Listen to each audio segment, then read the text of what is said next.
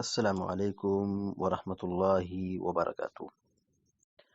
الحمد للہ رب العالمین والعاقبۃ للمتقین والصلاة والسلام علی اشرف الانبیاء والمرسلین نبینا محمد وعلی آلہ وصحبہ اجمعین ومن تبعهم بإحسان إلى يوم الدین اما بعد، فقال اللہ عز وجل: اعوذ باللہ من الشیطان الرجیم وما جعلنا القبلة التي كنت عليها إلا لنعلم من يتبع الرسول ممن ينقلب على عقبيه وإن كانت لكبيرة إلا على الذين هدى الله۔ سورۃ البقرہ کی آیت نمبر 143 کا ابتدائی حصہ ابھی آپ کے سامنے پڑھا گیا ہے۔ چونکہ آیت طویل ہے اس لیے اس کو 3 قسطوں میں اس کی تفسیر بیان کی جائے گی۔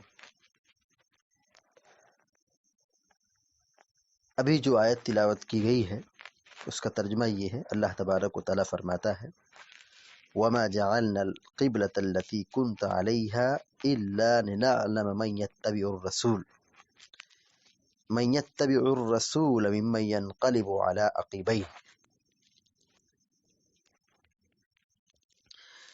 اللہ رب العالمین کہتا ہے جس قبلے پر آپ تھے اسے ہم نے صرف اس لیے مقرر کیا تھا تاکہ ہم یہ جان لیں کون رسول کی پیروی کرتا ہے اور کون اپنی ایڑیوں کے بل واپس لوٹ آتا ہے، یعنی کون رسول کی حکم کی مخالفت کرتا ہے، نافرمانی کرتا ہے۔ یعنی اس آیت میں اللہ تبارک و تعالی تحویل قبلہ کا مقصد بتلا رہا ہے کہ پہلے قبلہ کعبہ تھا، بیت اللہ کی طرف لوگ رخ کر کے نماز پڑھتے تھے، لیکن ہجرت کے بعد تالیف قلب کے لیے بیت المقدس کو قبلہ بنایا گیا، پھر 1.5 سال کے بعد قبلہ تبدیل کیا گیا، بیت المقدس سے بیت اللہ کی طرف قبلہ بنا دیا گیا۔ تو اللہ تبارک و تعالی اس کا مقصد بتلا رہا ہے کہ وما جعلنا القبلة التي كنت عليها إلا لنعلم من يتبع الرسول، کہ ہم نے قبلے کو جو بنایا ہے جس پر آپ پہلے تھے، یعنی جس کو میں نے مقرر کیا ہے، جس پر پہلے تھے یعنی بیت اللہ کی طرف، پھر اس کے بعد قبلہ تبدیل ہوا۔ اللہ رب العالمین کہتا ہے مقصد یہ ہے کہ تاکہ ہم جان لیں کہ کون رسول کی پیروی کرتا ہے۔ اللہ تعالیٰ پہلے سے ہی جانتا ہے،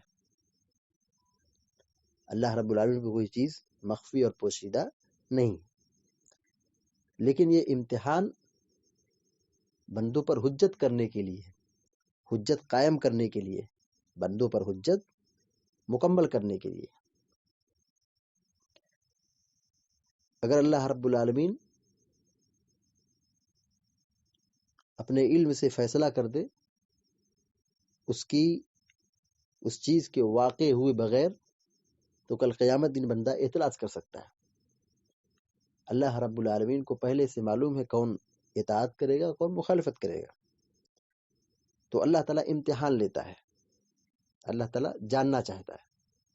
ایسا نہیں کہ علم نہیں ہے، اللہ تعالیٰ کو پہلے سے علم ہے کہ کون کس مزاج کا ہے، کون مخالفت کرے گا کون اطاعت کرے گا، کون بات مانے گا اور کون نافرمانی کرے گا۔ تو اللہ رب العالمین نے یہاں پہ مقصد بتلایا ہے کہ قبلہ بدلا گیا اور بیت اللہ کی طرف رخ کرنے کا حکم دیا گیا۔ مقصد یہ ہے کہ کون رسول کی اطاعت کرتا ہے اور کون اپنی ایڑی کے بل واپس لوٹ آتا ہے، یعنی پھر جاتا ہے، رسول کی مخالفت کرتا ہے۔ وَإِن كَانَتْ لَكَبِيرَةً إِلَّا عَلَى الَّذِينَ هَدَى اللَّهُ، یہ کام تو مشکل ہے۔ وَإِن كَانَتْ لَكَبِيرَةً، یہ مسئلہ، یہ معاملہ مشکل ہے، بڑی چیز ہے، یعنی مشکل ہے۔ إِلَّا عَلَى الَّذِينَ هَدَى اللَّهُ، مگر ان لوگوں پر کوئی مشکل نہیں ہے جنہیں اللہ رب العالمین ہدایت دے دے، جنہیں اللہ تبارک و تعالی توفیق دے دے، ان کے لیے یہ کوئی مشکل نہیں ہے۔ اور جنہیں توفیق نہ ہو، جنہیں ہدایت نہ ملی ہو، تو پھر ان کے لیے یہ چیز کیا ہے؟ مشکل ہو جاتی ہے، اس میں کیڑے نکالتے ہیں، مخالفت کرتے ہیں، نافرمانی کرتے ہیں۔ لیکن جو اہل ایمان ہیں، جن کو اللہ رب العالمین کی جانب سے ہدایت اور نیک توفیق حاصل ہے، تو جب بھی رسول کا حکم آئے گا اس کو دل و جان سے تسلیم کریں گے۔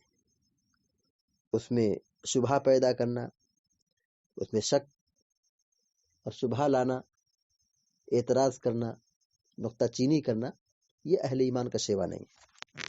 اہل ایمان اللہ تبارک و تعالی کے حکم پر اور رسول صلی اللہ علیہ وسلم کے حکم پر ہمیشہ نچھاور ہوتے ہیں۔ اللہ رب العالمین فرماتا ہے انما کان قول المؤمنین اذا دعوا الى اللہ ورسولہ لیحکم بینہم ان یقولوا سمعنا واطعنا۔ اہل ایمان کی پکار یہی ہے، اہل ایمان کا کہنا یہی ہے، جب بھی ان کو اللہ اور اس کے رسول کی طرف بلایا جائے، دعوت دی جائے کہ اللہ اور اس کے رسول کے حکم کے مطابق فیصلہ ہو ان کے درمیان، تو اہل ایمان کی پکار یہی ہے، اہل ایمان کا کلمہ یہی ہے کہ ہم نے سن لیا اور ہم اطاعت کریں گے۔ اللہ تعالیٰ کہتا ہے وَأُولَئِكَ هُمُ الْمُفْلِحُونَ، یہی لوگ کامیاب ہونے والے ہیں۔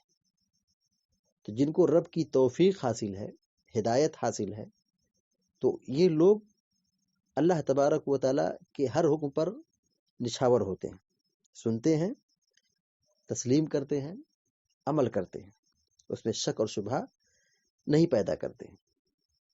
لیکن جن کے دل میں نفاق ہے، کفر ہے، جن کا دل بیمار ہے، تو اس میں شکوک اور شبہات پیدا کرتے ہیں، اس چیز پر ایمان نہیں رکھتے ہیں، اس میں شبہہ پیدا کرتے ہیں، شک کرتے ہیں۔ اللہ تعالیٰ قرآن کریم میں فرماتا ہے وَإِذَا مَا أُنزِلَتْ سُورَةٌ فَمِنْهُمْ مَنْ يَقُولُ أَيُّكُمْ زَادَتْهُ هَذِهِ إِيمَانًا فَأَمَّا الَّذِينَ آمَنُوا فَزَادَتْهُمْ إِيمَانًا وَهُمْ يَسْتَبْشِرُونَ، کہ اہل ایمان اللہ کی آیتوں کے نازل ہونے پر خوش ہوتے ہیں اور وہ اللہ کے کلام کی تلاوت کرتے ہیں تو ان کے ایمان میں اضافہ ہوتا ہے۔ یہ رہا اہل ایمان جن کو ہدایت ملی ہے، نیک توفیق ملی ہے، ان کا معاملہ ہے کہ ان کا دل کشادہ ہے، شرح صدر کے ساتھ وہ اللہ کی باتوں کو تسلیم کرتے ہیں۔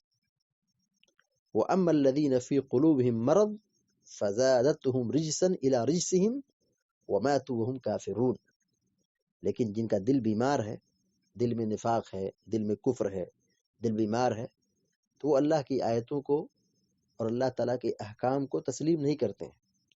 تو دل بیمار ہوگا تو وہ حق بات کو، اچھی بات کو قبول نہیں کرتا ہے، بلکہ ان کی بیماری میں اور اضافہ ہوتا ہے، ان کے نفاق میں، ان کے کفر میں اور ان کے دل کی بیماری میں مزید اضافہ ہوتا ہے۔ تو اہل ایمان کا شیوا یہی ہے کہ وہ حق باتوں کو سنتے ہیں، سمجھتے ہیں اور اس کو دل و جان سے تسلیم کرتے ہیں، یقین رکھتے ہیں، اس پر عمل کرتے ہیں۔ دیکھیے صحابہ اکرام، تحویل قبلہ کا مسئلہ چل رہا ہے کہ اللہ تبارک و تعالیٰ کہتا ہے کہ ہم نے قبلے کو بدلا ہے بس اس مقصد کے لیے تاکہ ہم جان لیں کہ کون پیروی کرتا ہے اور کون مخالفت کرتا ہے۔ اہل ایمان جن کو رب کی توفیق حاصل تھی، جن کو اللہ نے ہدایت سے نوازا تھا، وہ فوراً نماز ہی کے اندر مڑ گئے، 2 رکعت نماز بیت المقدس کی طرف پڑھے، پھر کسی نے اعلان کیا کہ نہیں قبلہ بدل چکا ہے، امام سمیت سارے مصلی بیت اللہ کی طرف مڑ گئے۔ مسجد قبلتین مشہور مسجد مدینہ کی ہے، وہاں پر لوگ نماز پڑھ رہے تھے، اعلان کیا کسی نے، تو وہ لوگ نماز ہی کی حالت میں، صحابہ اکرام نماز ہی کی حالت میں بیت المقدس سے بیت اللہ کی طرف مڑ گئے. اور یہی واقعہ مسجد قباء کے اندر بھی پیش آیا ہے، یعنی قباء کے اندر بھی یہ واقعہ پیش آیا. تو علی کل حال مختلف روایتیں ہیں. مسجد قبلتین کی بھی روایت ہے، اور قباء کی مسجد کا بھی واقعہ ہے. تو صحابہ کرام ایسے ہی تھے کہ انہیں رب کی توفیق حاصل تھی، اللہ نے ان کو ہدایت سے نوازا تھا، ان کے دل میں کسی بھی طرح کی کوئی کجی اور کوئی شکوک اور شبہات نہیں پنپتے تھے، وہ فوراً حق بات کو تسلیم کرتے تھے. اور اس کے علاوہ بھی صحابہ کرام کا عمل یہی رہا ہے کہ جب بھی اللہ تبارک و تعالیٰ کا حکم آیا، رسول کا حکم آیا، اس کو دل و جان سے تسلیم کیا. شراب کی حرمت کا واقعہ بڑا مشہور ہے. ایک مرتبہ اعلان کیا کہ شراب حرام ہو گئی، سارے صحابہ اکرام نے مٹکے پھوڑ دیے، برتن پھوڑ دیے، بہا دیے اپنی شراب کو. مدینہ کی نالیوں میں جیسے پانی بہتا تھا، اس روز شراب بہہ رہی تھی. بعض صحابہ اکرام گدھے کا گوشت پکا رہے تھے، اور اللہ کے نبی صلی اللہ علیہ وسلم نے اعلان کیا، حکم دیا کہ اعلان کر دو کہ گدھے کا گوشت، پالتو گدھے کا گوشت کھانا حرام ہے. سب لوگ پکا رہے تھے، گوشت ابل رہا تھا، ہانڈی میں گوشت بنا رہے تھے. اعلان پہنچا، نبی علیہ الصلوۃ والسلام کی تعلیم پہنچی، نبی کا حکم پہنچا. فوراً صحابہ کرام نے اپنے اپنے برتنوں کو اٹھا کے پھینکنا شروع کر دیا اور گوشت کو بہا دیا. کسی نے بھی کھانا گوارا نہیں کیا. تو معلوم یہ ہوا کہ جن کو رب کی توفیق حاصل ہوتی ہے ان کے لیے بڑی چیز نہیں ہے، اور جن کو توفیق حاصل نہیں ہے، اللہ نے ہدایت سے محروم رکھا ہے، تو ان کے لیے ہر حکم، ہر مسئلہ، ہر بات ان کے لیے کیا ہے، ایک نفس پر مشکل گزرتا ہے، دشوار گزار ہوتا ہے، تکلیف دہ ہوتا ہے، نفس پر بھاری پڑتا ہے. تو وہ تسلیم نہیں کرتے، وہ یقین نہیں رکھتے، شبہ کرتے ہیں، نفاق دل میں پالتے ہیں، اور اس میں کنفیوژن پیدا کرتے ہیں. تو جن کو رب کی توفیق حاصل ہے، اللہ نے ہدایت سے نوازا ہے، اور ان کے دل کو اللہ نے سالم رکھا ہے، تو ان کے لیے یہ چیز کوئی مشکل نہیں ہوتی ہے. وہ ہر حق بات کو فوراً قبول کرتے ہیں، اس کو سنتے ہیں. تو اس آیت میں اللہ تبارک و تعالیٰ نے قبلے کی تبدیل ہونے کا مقصد بیان فرمایا ہے. اللہ رب العالمین سے دعا ہے کہ اللہ تعالیٰ ہم سب کو پیارے نبی صلی اللہ علیہ وسلم کی تعلیمات پر مکمل طور پر عمل کرنے کی توفیق عطا فرمائے یا رب العالمین. اقول قولی هذا واستغفر الله لي ولكم ولسائر المسلمين فاستغفروه انه الغفور الرحيم وصلى الله على نبينا